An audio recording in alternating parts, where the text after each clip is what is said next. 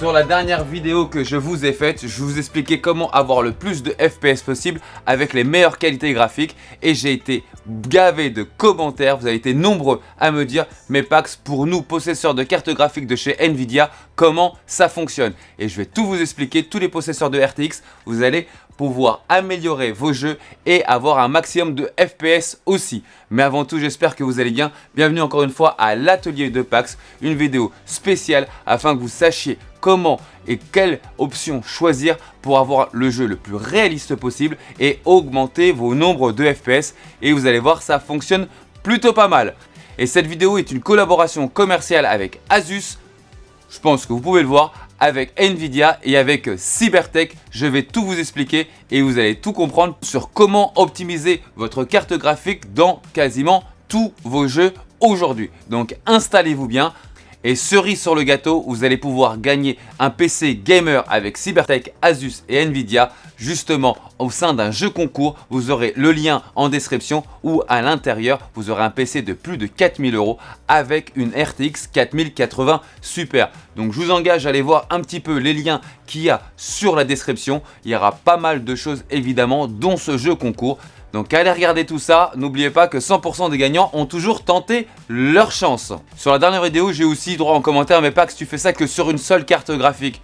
Et bah écoutez, là, je pense que je vous ai écouté, on a pas mal de déclinaisons. On va voir la RTX 4090 pour tous ceux qui ont une RTX 4090, la 4080 Super, la 4070 Ti Super et la 4070 Super. Il me manquera la 4060 Ti, malheureusement, je ne l'avais pas à l'atelier. Mais tout ce que je vais vous montrer en jeu vidéo va pouvoir fonctionner. Si vous actionnez les mêmes choses, les mêmes paramètres, ça va fonctionner aussi sur votre 4060 Ti. Donc ces gammes-là, c'est la gamme de chez Asus. Pour moi, ça sera relativement facile. Vous les connaissez déjà. Ils ont un énorme système de refroidissement qui va conférer forcément une carte qui sera tout le temps au frais. Et du coup, aussi du fait que le système de refroidissement sera assez énorme, ce sera des cartes qui vont être silencieuses. Toutes ces gammes-là, vous les retrouverez aussi en lien en description chez Cybertech, bien évidemment. Et la bonne question d'ailleurs, vous pouvez me dire, mais Cybertech, c'est qui ?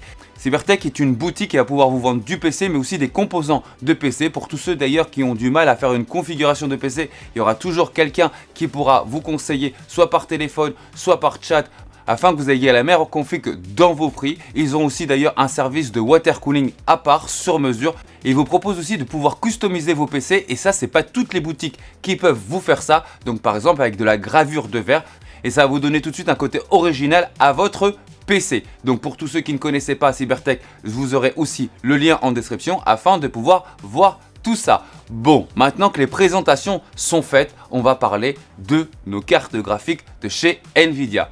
Et avant tout, je voudrais quand même faire un point. Parce que j'ai remarqué une chose, c'est que si on va vouloir bien comprendre ce qu'on va faire maintenant, il va falloir bien comprendre ce que sont les technologies. Et à chaque fois, j'ai pas mal de personnes qui pensent que le DLSS, que le DLSS 3, que le DLSS 3.5, c'est la même chose, mais avec une évolution. Alors que non. Tous ces DLSS ne proposent pas du tout la même chose. Ce sont des techniques d'IA qui vont avoir un impact différent sur votre jeu. Et justement pour tous ceux qui font cet amalgame qui peut être tout à fait compréhensible, ils s'appellent tous DLSS. Donc c'est juste le numéro derrière qui va changer.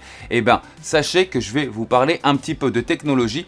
Pour tous ceux qui connaissent déjà ces technologies, je vous encourage à aller voir sur la timeline afin d'avancer directement au point suivant. Pour tous ceux qui ont encore un doute sur des technologies, qui ne savent pas comment ça fonctionne et quelle est la différence entre les DLSS, c'est maintenant. Beaucoup pensent que le DLSS 2, 3, 3.5 font exactement la même chose, juste avec une amélioration graphique sur chaque nouvelle version, mais pas du tout en fait. Chaque DLSS est différent. La confusion est normale car toutes les versions s'appellent DLSS, alors que non, c'est des technologies différentes sur chaque version. Et du coup, une confusion tout à fait compréhensible du fait qu'elles s'appellent toutes DLSS. Et là, nous allons justement faire un point sur chaque version afin d'avoir une bonne compréhension du sujet. Mais avant tout, qu'est-ce que c'est que le DLSS ? Le DLSS, ça veut dire le Deep Learning Super Sampling. En gros, c'est une technologie développée par Nvidia qui utilise l'intelligence artificielle pour améliorer les performances de vos jeux et rendre les images plus belles. Et surtout pour moins de ressources demandées à votre PC. Donc le DLSS est une technique d'accélération de rendu par intelligence artificielle. Au début, le DLSS est apparu en 2018 avec les cartes graphiques, les RTX 2000, et depuis il a bien évolué. Mais attention, toutes les versions de DLSS ne font pas la même chose, je vous l'ai déjà dit. Déjà, comment ça marche? L'idée derrière le DLSS est de soulager votre carte graphique en lui évitant de calculer des images hyper lourdes. Au lieu de ça, elle va générer des images en plus basse résolution et l'IA va se charger de les étirer pour qu'elles aient l'air plus nettes et plus détaillées, ce qu'on appelle l'upscaling, en traduction française, en gros, la mise à l'échelle. Ça permet d'augmenter le nombre d'images par seconde sans sacrifier la qualité visuelle. Par exemple, votre carte graphique peut rendre le jeu en 1080p. Avec le DLSS, il va upscaler l'image en 1440p ou en 4K. Résultat, vous allez pouvoir bénéficier de ces rendus supplémentaires sans avoir à exploser les ressources de votre PC. Voyons maintenant un petit peu les différentes versions de votre DLSS. Commençons déjà par le DLSS 1 et le DLSS 2, qui ont la même utilité, l'upscaling intelligent, donc la mise à l'échelle intelligente d'images. Les premières versions du DLSS se concentraient uniquement sur l'upscaling, l'IA, l'analyse des images en basse résolution et la reconstruction en haute résolution en comblant les trous. Et avec l'arrivée du DLSS 2, le procédé s'est amélioré en éliminant les artefacts, les trous qui pouvaient gâcher l'image. Souvenez-vous qu'au début d'ailleurs, on trouvait que c'était pas spécialement très beau et maintenant on a vu une grosse amélioration. Qui va permettre à beaucoup de PC d'avoir une vraie évolution dans la qualité d'image sans avoir besoin d'une bête de course. Passons maintenant au DLSS 3. Je vais le résumer assez simplement. DLSS 3, la génération d'images. Avec le DLSS 3, cette fois-ci complètement différent avec le DLSS 1 et DLSS 2, Nvidia a introduit une nouvelle technologie, la génération d'images appelée aussi la Frame Generation. En gros, l'IA va créer des images supplémentaires entre deux images générées par la carte graphique. Imaginez que vous avez deux images et que le DLSS va en ajouter une troisième entre deux. Ça va permettre tout simplement d'augmenter votre framerate, soit le nombre d'images par seconde. Et ça, c'est un gain non négligeable forcément pour avoir de la fluidité en jeu. Et comme vous savez, dernièrement, on a vu l'apparition du DLSS 3.5, appelé aussi DLSS, et encore une fois, elle ne fait pas la même chose. Elle va pouvoir faire de la ray reconstruction. Et pour ce DLSS 3.5, Nvidia s'attaque au ray tracing. Cette technologie déjà assez ancienne et très gourmande qu'on utilisait dans le monde du cinéma, Nvidia va pouvoir aussi le rendre dans les jeux vidéo. Grâce à la ray reconstruction et au daynosing, le DLSS 3.5 va améliorer la qualité des effets lumineux, rendant les images encore plus réalistes. Et tant qu'on y est, forcément, on va parler du path tracing. Qu'est-ce que c'est que le path tracing? Vous en avez déjà certainement entendu parler, mais c'est quoi exactement? C'est une version encore plus poussée du ray tracing. Au lieu de simuler des rebonds de lumière, le path tracing va suivre les rayons jusqu'à ce qu'ils s'éteignent, créant des effets de lumière encore plus poussés, encore plus réalistes. Par contre, c'est encore plus gourmand en ressources et peut mettre à mal vraiment les meilleures configurations qu'on peut avoir, car la demande de calcul de tous ces rebonds de lumière est très gourmande. Mais avec l'association des autres DLSS déjà vus précédemment, la demande de ressources est déjà beaucoup plus restreinte et permet de pouvoir avoir un jeu très réaliste. Et oui, effectivement, avec l'association de toutes ces techniques d'IA, votre PC va pouvoir afficher des jeux beaucoup plus réalistes avec des rayons de lumière en gardant aussi sa fluidité. Mais il faut aussi dire que ce genre de technique forcément va créer de la latence. Et pour ça, forcément, Nvidia a une parade. Et c'est ce qu'on va évoquer maintenant. Ça va être une autre technologie de chez Nvidia aussi. C'est ce qu'on va appeler le Nvidia Reflex. Le Nvidia Reflex va supprimer une zone qui s'appelle le render queue, une sorte de queue d'embouteillage de rendu. Elle se situe entre le CPU et le GPU qui aura comme conséquence de supprimer de la latence. Et vous verrez vraiment un gap de latence au moment où vous allez l'activer. J'ai déjà pu vous le montrer sur une ou deux vidéos précédemment.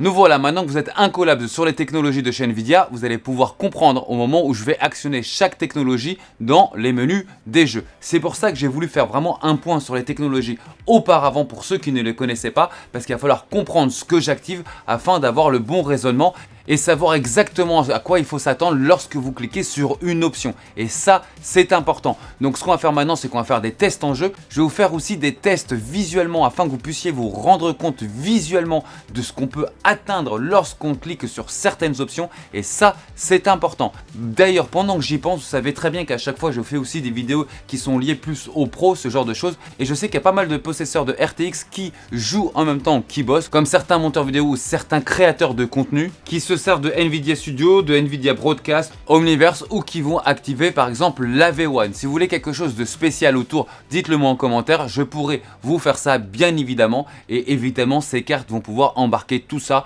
On sait déjà depuis le jour de la sortie. La grande nouveauté à l'époque, c'était surtout l'apparition de la V1. Aujourd'hui, c'est un petit peu acquis.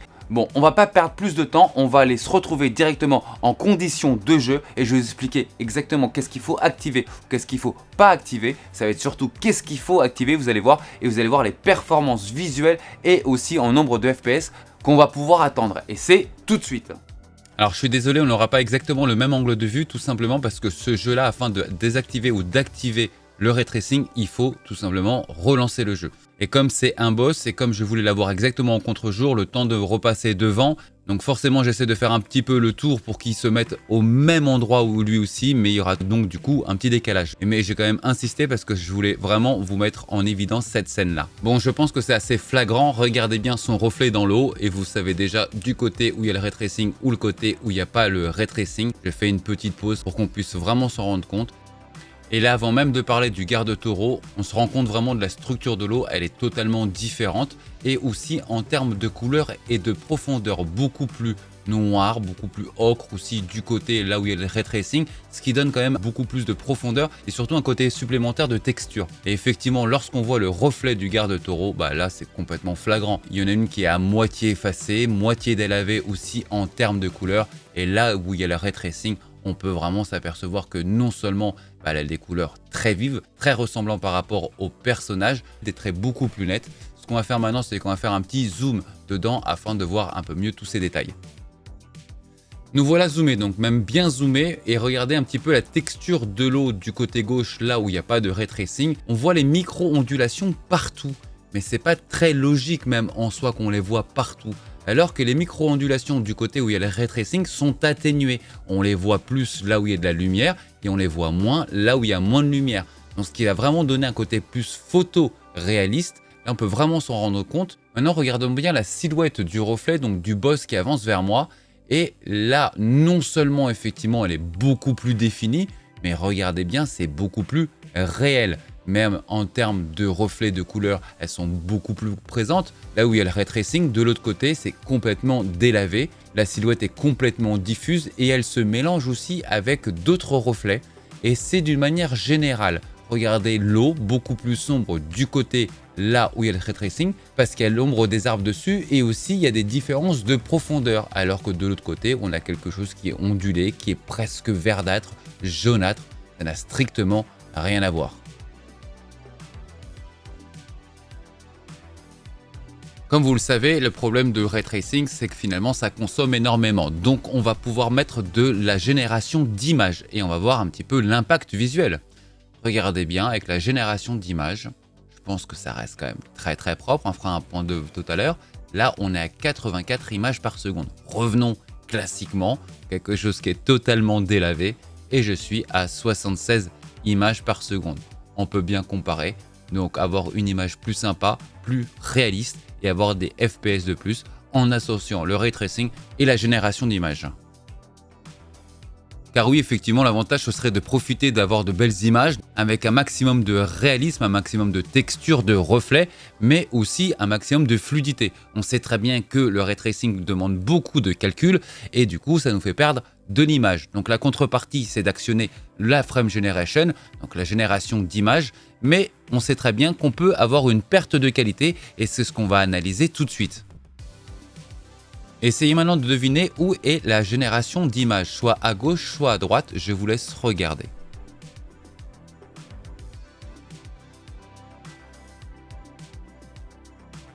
Maintenant, on va zoomer et on va faire la même trajectoire.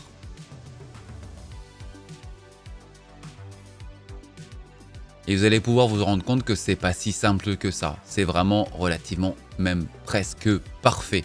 On va faire une pause maintenant. On peut s'apercevoir qu'il y a un ou deux détails au niveau du pied. Alors ce que vous voyez, ce que je vous montre ici, c'est l'ombre de la queue qui n'est pas exactement synchronisée avec l'image d'à côté. Ça n'a rien à voir. Quand je remettrai play, vous allez voir, ça va revenir.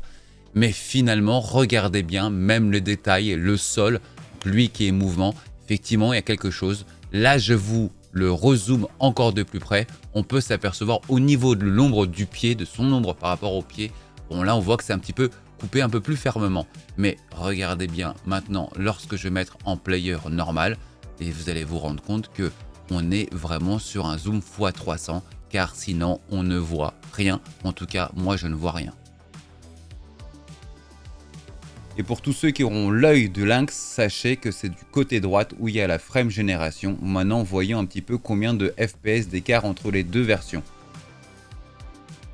Et le score tombe, 57 images. Lorsqu'on prend le jeu juste avec le ray tracing, forcément ça consomme énormément. Et dès qu'on ajoute la génération par image, on a 95 images par seconde. 38 images par seconde de plus. même on pourrait dire quasiment 40, surtout pour une très légère détérioration visuelle. Et encore, comme vous avez pu le voir, il a fallu faire un zoom x 300, donc c'est quand même assez parfait, c'est même assez bluffant. Sur ce coup là, tout est validé bien évidemment, plus de FPS avec plus de qualité graphique, je valide. Changeons un petit peu de jeu et passons sur Star Wars Outlaws et vous allez voir que ça va être quasiment la même chose en termes de gain et de précision lorsqu'on va activer la génération d'images. Et c'est pareil, ça va démarrer avec le ray tracing et je vais pas vous cacher cette fois-ci, côté droite, ça va être le côté avec la génération d'images. Regardez bien et dites-moi si vous voyez une certaine détérioration de l'image. Et comme vous avez vu que c'est pas très facile, on va scinder les images et les réunir et vous allez voir que c'est pareil.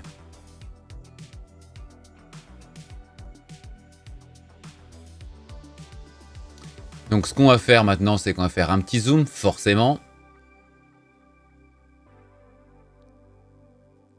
Je trouve que c'est plutôt bluffant, comme vous pouvez le voir, c'est très contrôlé. Mettons maintenant sur pause et analysons un petit peu plus. Et comme vous pouvez le voir, c'est vraiment nickel. Zoom x 200, ça reste encore une fois très propre. Zoom x 300. Je vois une petite détérioration uniquement au niveau de l'anneau, comme vous pouvez le voir. Donc là, on fait un zoom x 400. Et sur ce zoom x 400, mais on est en train de parler d'un zoom x 400, effectivement, on voit un petit peu plus de grains, on voit quelques petites détériorations, mais on est sur un zoom x 400. Mettons-nous maintenant en marche en activité. On était quand même stoppé. Là, en marche en activité, ça va déjà beaucoup mieux. Et si on remet avec les dimensions classiques, comme vous pouvez le voir, c'est juste parfait.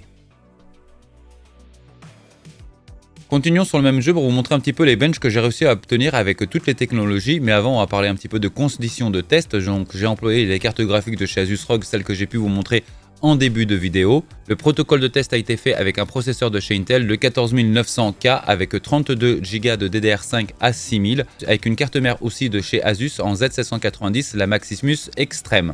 Donc on va attaquer la 4K pour la RTX 4090 parce que forcément la 4090 pour moi ça va attaquer la 4K. Je vais toujours vous parler un petit peu du mode équilibré dans tous les tests qu'on va faire. Pour ceux qui seront intéressés pour les autres performances, il suffira d'appuyer sur pause. Donc sur le mode équilibré, en mode DLSS, j'arrive à avoir 76 FPS. Dès que j'active le ray tracing, forcément, vu que c'est beaucoup plus coûteux pour la machine, on tombe à 52. Et en activant les trois technologies, le DLSS, le ray tracing et le frame generation, donc en soi la génération par image, j'obtiens 81. Et ça sera pareil pour tous les tests qu'on va faire. Dès qu'on va activer la frame generation, on va aller toujours au-dessus. Et c'est pour ça que je vous le mettrai toujours en vert. Et là, comme on le voit, on est à 81 images par seconde.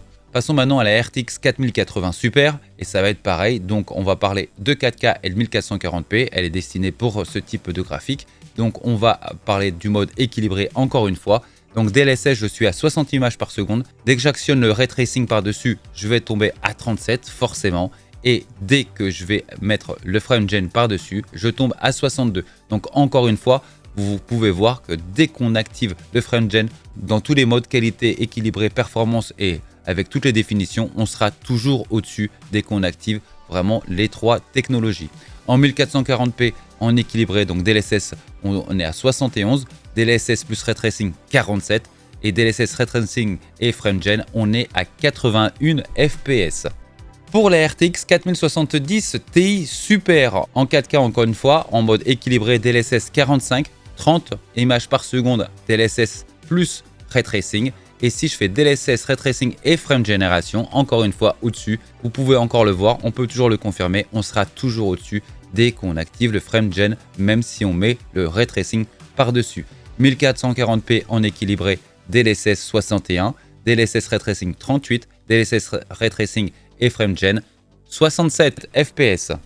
Passons maintenant à la RTX 4070 Super. Je l'ai quand même testé en 4K, donc DLSS 39, DLSS plus ray tracing 25, DLSS ray tracing frame gen 41 images par seconde. En 1440p, forcément, elle sera beaucoup plus à l'aise. 49 avec le DLSS, 31 avec le ray tracing, forcément ça chute, ça consomme. Mais dès qu'on actionne derrière en plus le frame génération sur ces deux technologies-là, on remonte à 55. On parlait tout à l'heure d'un autre jeu, on parlait de Black Myth Wukong et ça va être pareil. Donc en 4K, je serai à 93 FPS pour la 4090. Alors pareil, la 4090, pour moi la 4090 c'est pour faire de la 4K minimum. Donc j'ai fait de la 4K. Ensuite avec la 4080 Super, j'arrive à avoir en 4K 73, 97 images par seconde. Pour la 4070 Super en 4K, 64 images par seconde et 84 en 1440p. Et pour la 4070 Super, 53 images par seconde. Et pour la 1440p, 72 images par seconde. Alors j'ai utilisé des paramètres qui ont été recommandés et ce qui est plutôt pas mal dans ce jeu, je vous montre un petit peu d'ailleurs, on peut passer par exemple du mode équilibré, qualité, performance et pas d'un coup sec. Comme vous voyez, il y a un petit curseur, on peut régler à la main pour être beaucoup plus précis. Donc j'ai utilisé pour tout ce qui est en 4K, 50% de ce curseur là et 58% pour passer en 1440p. Donc ça va être un petit peu suivant vos attentes, c'est-à-dire vous pouvez un petit peu le régler par rapport à si vous voulez un peu plus de qualité, un petit peu plus de performance et ça va être pas du tronqué.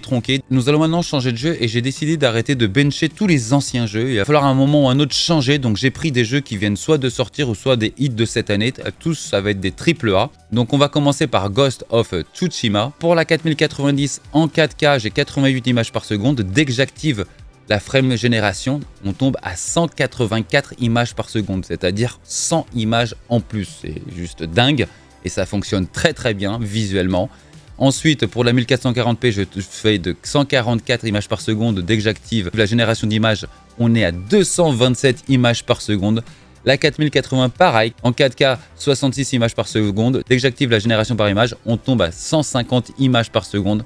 En 1440p, on est à 116 images par seconde et dès qu'on active la génération d'images, on remonte à 202. Donc vous pouvez le voir, c'est quand même assez flagrant. Ça va être un petit peu pareil d'ailleurs pour la 4070 Ti. En 4K, on passe de 59 à 137. En 1440p, de 116 à 175. Et pour la 4070 Super, de 47, en 4K 47 à 104 et de 82 à 138 images par seconde. Donc oui, sur ce jeu-là, vous pouvez grandement activer la technologie d'NVIDIA là-dessus. Ça passe vraiment très bien. Je vous ai mis aussi un jeu qui n'a aucune techno, mais c'est pareil, c'est une nouvelle sortie. Donc en 4K, on est à 174 images par seconde avec la 4090. Attention, j'ai dû d'ailleurs débloquer le jeu parce que vous savez que d'habitude, il est bloqué à 60. Mais j'ai voulu voir toutes les perfs, donc j'ai débloqué le jeu. Et en 1440p, on monte à 209 images par seconde. Pour la 4080 Super, on est à 132 images par seconde en 4K. Et on remonte pour du 1440p à 205 images par seconde. Pour la 4070 Ti Super, on est à 106 images par seconde en 4K et on remonte à 198 images par seconde en 1440p. Et pour la 4070 Super en 4K 93 et on remonte à 183 en 1440p. Pareil aussi sur les nouvelles sorties, donc on parle de Helldivers 2 et je vous ai fait aussi exactement les mêmes tests. Donc on est sur de la 4K et de la 1440p, vous pouvez voir un petit peu. Donc par exemple la 4080 Super, on passe de 123 images en 4K à 159 en 1440p. Et par exemple aussi pour la 4070 Super, on est en 4K à 98 images par seconde et on remonte à 138 images par seconde en 1440p. Comme vous le savez, ce mois-ci, il y a un nouveau DLC qui est sorti, Vessel Overdead de Diablo 4, donc on va pouvoir aussi tester ça. Et de là, on peut s'apercevoir qu'aussi, ça va être assez flagrant dès qu'on active la génération d'images. Donc pour la 4090 en 4K, on a 150 images par seconde. Dès qu'on active la FrameGen, donc on passe à 228. En 1440p, on a 297 images par seconde. FrameGen, 381 images par seconde. La 4080 Super, ça va être pareil, 114 images par seconde. Et dès qu'on active la FrameGen, on passe à 184 images par seconde en 4K. 1440p, on a 239 images par seconde. Et dès qu'on active encore la FrameGen, on passe à 312. Ça fonctionne très bien. On termine d'ailleurs aussi avec la 4070 Super. On s'aperçoit que de 79 en 4K, elle passe à 133 dès qu'on active la FrameGen. Et en 1440p, de 164 à 231. Le résumé un petit peu de tous les benches que j'ai fait, c'est qu'effectivement j'ai essayé de trouver aussi quelques jeux où il y a de la compatibilité donc avec cette FrameGen qui est en soi assez bonne. On a pu le voir dans les tests que ça fonctionne vraiment très bien, qu'on a un très beau rendu d'image et que le nombre d'FPS obtenu vaut vraiment le coup de l'activer. Aujourd'hui en 2024, en octobre 2024, oui clairement il faut activer ce type de technologie.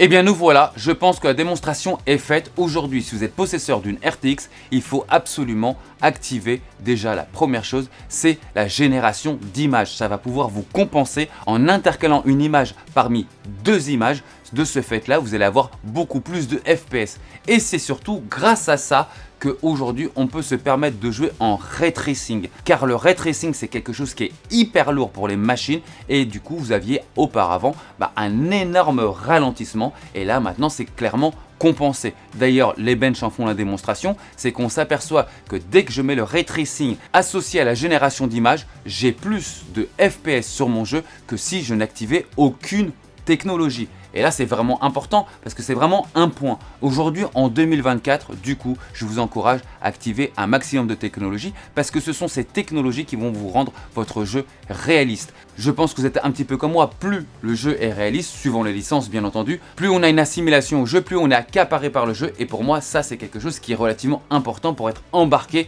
dans la story du game et en plus on a le pass tracing et le pass tracing va rajouter cette petite touche vraiment, cette petite touche de réaliste final, le pass tracing qui pouvait vraiment mettre à mal la plupart de vos PC mais qui vous donne vraiment cette dernière touche de réalisme en calculant en temps réel le développement des réseaux neuronaux graphiques pour tracer un schéma de lumière suivant les rayons de lumière individuels et ça pouvait brûler des PC tellement que c'était lourd. Sachez d'ailleurs que la concurrence aujourd'hui a beaucoup de mal à vous rendre un jeu fluide en activant toutes ces technologies et en gardant quelque chose de très propre. Et c'est là où c'est important la génération d'images auprès de Nvidia, car à l'heure actuelle sur le marché à travers toute la concurrence, c'est là où on a la définition la plus nickel. On a pu s'en apercevoir sur du zoom x200, x300, x400. Il faut aller faire une pause sur image sur un objet en mouvement ou un personnage en mouvement, faire un zoom x300 ou x400 pour commencer à voir une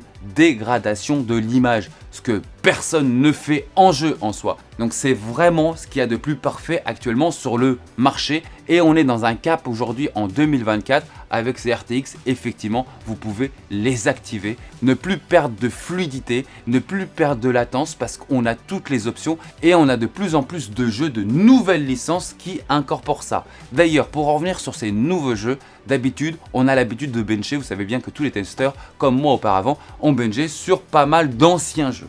Forcément, sauf que je me suis rendu compte que les anciens jeux qui ont 4, 5, 6 ans, plus personne ne joue avec finalement, donc pourquoi bencher ce type de jeu? C'est pour ça que j'ai incorporé des nouveaux jeux à partir de cette année, surtout pas mal d'ailleurs depuis octobre. On sait très bien qu'il va y avoir des nouvelles cartes graphiques des RTX qui vont pouvoir sortir aussi en 2025, la série des 5000. Je vais pouvoir maintenant tout rebencher aussi avec une série de nouvelles licences afin de pouvoir tester des jeux sur lesquels vous jouez, plus des jeux que vous avez dans votre bibliothèque mais qu'en fait vous ne jouez plus. Ça c'est vraiment important. Voilà les amis, maintenant que vous êtes devenu incollable sur les technologies, que vous savez exactement quoi activer pour avoir le meilleur résultat et le plus de FPS possible dans vos games, n'hésitez plus à tout activer. Je vous dis maintenant à très vite pour la prochaine vidéo de jeudi prochain où je vais pouvoir vous tester les derniers processeurs de chez Intel et on va voir ce que ça donne. A plus la team!